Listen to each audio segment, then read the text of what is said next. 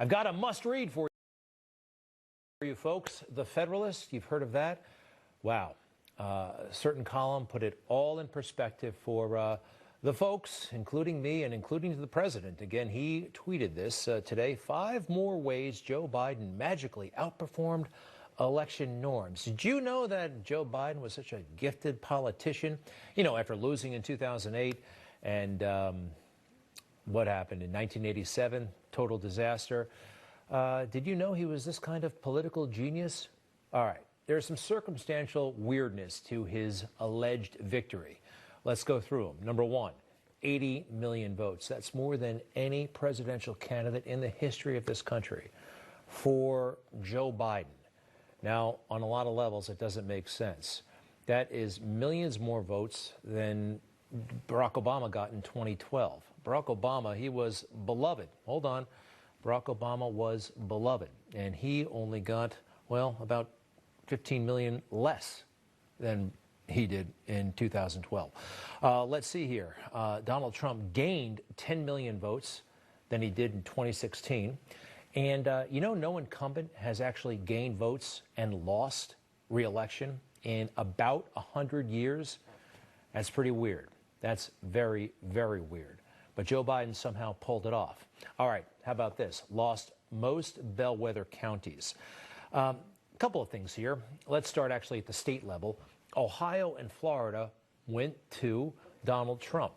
We haven't had a president in 60 years lose both of those states. But Joe Biden somehow pulled this victory off without Ohio and Florida. And if you look at these counties, there are certain counties, about 19, 20 of them, that every year, every election cycle, they pick the president, okay? Bellwether counties, we call them, you know? As Suffolk County goes, so goes the country. You know the deal. Well, there are, let's see here, 19 such counties across the country, 18 of them won by President Trump. Isn't that something? 18 out of 19 won by President Trump. That's pretty wild. That's pretty wild. Now let's compare Joe Biden to Hillary Clinton.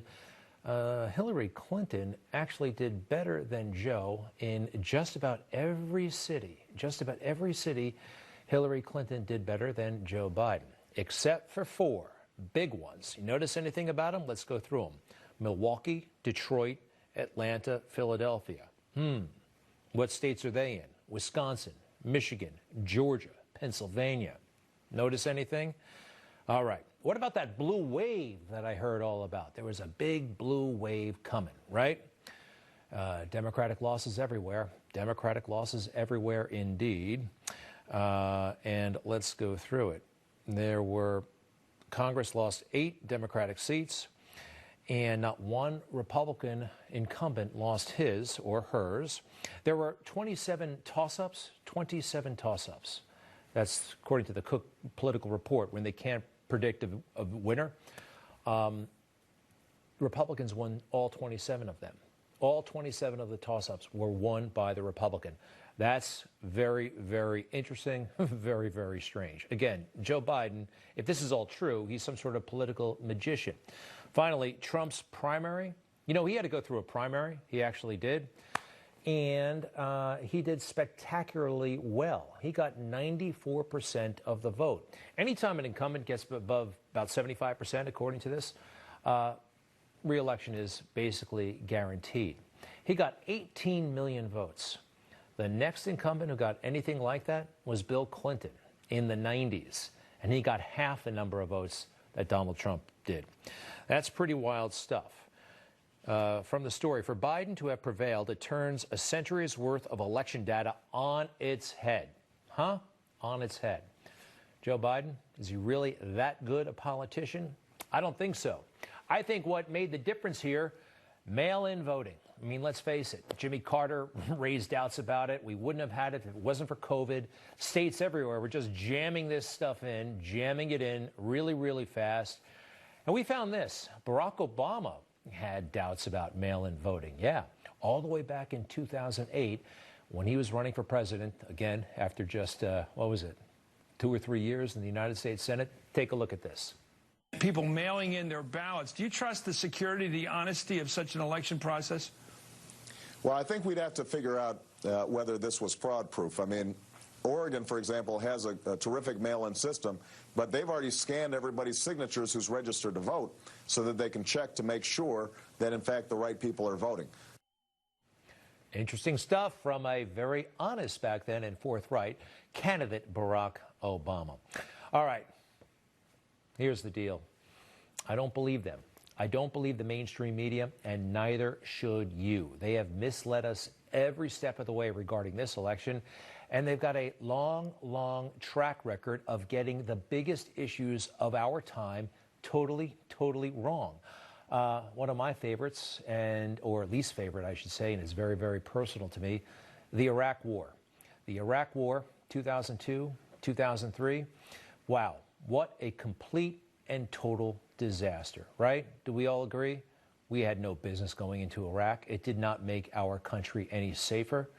But when it happened, well, the media just kind of stood by. In fact, it was the New York Times that told us they had weapons of mass destruction. The New York Times greenlit the war in Iraq, which, well, now we have thousands of veterans who have stumps instead of limbs, right? PTSD and every problem that goes with it.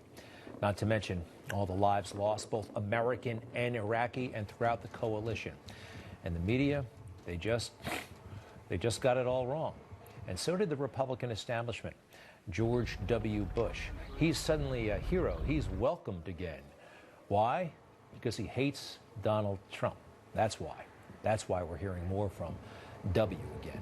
What else did they get wrong in a big, big way? Which was a disservice not only to Democrats, but to Republicans, actually, especially Democrats. Do you think this helped your side if you're a Democrat and you're watching? The New York Times telling you that Hillary Clinton had like a 90 to 95% chance of winning the election in 2016, all the way up to like October. They were calling it. They had that silly little chart in the New York Times telling us how decisive her victory would be. And of course, we know what happened. How about this? Kavanaugh, the hearings, you remember what happened back then. Ah, boy, this was a low point. Christine Blasey Ford had no evidence whatsoever. She just had a dim recollection. Didn't know the month, didn't know the year, didn't know anything, didn't know the House. Yet the entire country stopped and watched her testify for, what was it, 2 days? 2 days. We watched that fiasco just because she said it happened. And she hadn't told anybody, and zero credibility, zero reason really to stop an entire country to say, look at this. And you compare that to how the media treated Tara Reid. You probably don't even know who that is. Tara Reid was a young woman in 1993, and in recent months, she came out and said Joe Biden sexually assaulted her. Now, they didn't take her seriously, the mainstream media. They went out of their way to ignore her or disrespect her or try to destroy her. Why? Well, she was going after a Democrat, plain and simple. She was going after a Democrat. She had a lot more corroborating evidence than Christine Blasey Ford, a lot more. She could actually establish that she worked for Joe Biden. She was an employee of his Senate office. I mean, that's something. That's significant right there. She told people in the early 90s that she was assaulted by this guy. Now, look, may or may not be telling the truth, but to totally ignore it, you compare it to what they did with Christine Blasey Ford, that doesn't make sense at all. Well, unless bias, all right? It's bias, and it's the media covering up for people they like and going after people they don't like. Here's another little item that, again, the mainstream media overlooked, but it looks like her mother, Tara Reid's mother, actually called the Larry King Show back in 1993. Christine Blasey Ford's mother lived in San Luis Obispo, California, called in and explained the problem her daughter was having. I've been obsessed with belts for a long time. I wear a belt every day, and there was like 3 things that I always drove. Yes, hello. I'm wondering what a staffer would do besides go to the press in Washington. My daughter has just left there after working for a prominent senator and could not get through with her problems at all. And the only thing she could have done was go to the press, and she chose not to do it out of respect for him. Or she had a story to tell, but out of respect for the person she worked for, she didn't tell it. That's true. Isn't that something? Wow. If Christine Blasey Ford had something like that, I don't think we'd have Justice Kavanaugh right now. But some are saying we have President-elect Biden. Don't get me started on that President-elect stuff. He is not President-elect. He's not. All right. Finally, the biggest mistake they've made, and another reason to not believe them, the Covington kids. You saw what they said and wrote and did to those poor kids. I saw the video right away. First, I saw the headlines. I'm like, oh, boy, these kids sound like jerks. You know, I just saw headline after headline. You probably did, too. And then I watched the video, and I listened to it. And I just saw a gentle young man looking at an individual who seemed to be taunting him. Nicholas Sandmann, right? Wow. What courage. What dignity. What dignity. So that's just a small sample. Why would we ever believe them?